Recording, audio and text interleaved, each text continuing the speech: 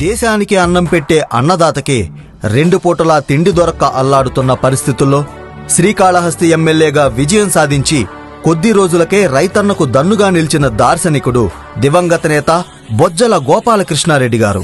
తెలుగు గంగను నియోజకవర్గం మీదుగా పరుగులు పెట్టించి సాగునీటి కాలువల ద్వారా చెరువులను పటిష్టం చేయడంతో 40,000 ఎకరాలకు సాగునీరు అందేలా చర్యలు చేపట్టిన రైతు బాంధవుడు గోపాలన్న.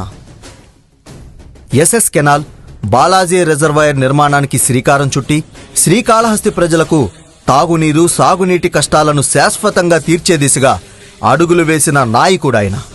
వేసవిలో సైతం తాగునీటి కష్టాలు లేకుండా శ్రీకాళహస్తి, రేణిగుంటలో సమ్మర్ స్టోరేజ్ ట్యాంకుల నిర్మాణంతో వేలాది మంది ప్రజల దాహార్తి తీర్చారు గోపాలకృష్ణారెడ్డి గారు. గ్రామాల్లో తాగునీటి బోర్లు, బావులు వేయించి అధికారంలో ఉన్న, ప్రతిపక్షంలో ఉన్న తాను ప్రజాపక్షమే అని నిరూపించుకున్నారు గోపాలన్న. మారుమూల గ్రామాల్లో సైతం వెలుగులు నిండేలా 25కు పైగా సబ్స్టేషన్ల ఏర్పాటుతో పాటు ప్రతి ఊరిలో విద్యుత్ ట్రాన్స్ఫార్మర్లు, విద్యుత్ లైన్లు, వీధి దీపాలు వేయించి పల్లెల్లో వెలుగులు నింపిన నేత గోపాలకృష్ణారెడ్డి గారు. చివరి శ్వాస వరకు ప్రజల కోసమే జీవించిన గోపాలన్న విలువల వారసుడిగా శ్రీకాళహస్తి ప్రజా సమస్యలపై అలుపెరుగక పోరాడుతున్న నాయకుడు సుధీరన్న. శ్రీకాళహస్తి రైతు సంక్షేమానికి కృషి చేసే నాయకుడు, గోపాలన్న ఆశయాలను పూర్తి చేసే వారసుడు సుధీర్ రెడ్డికి అండగా నిలుద్దాం.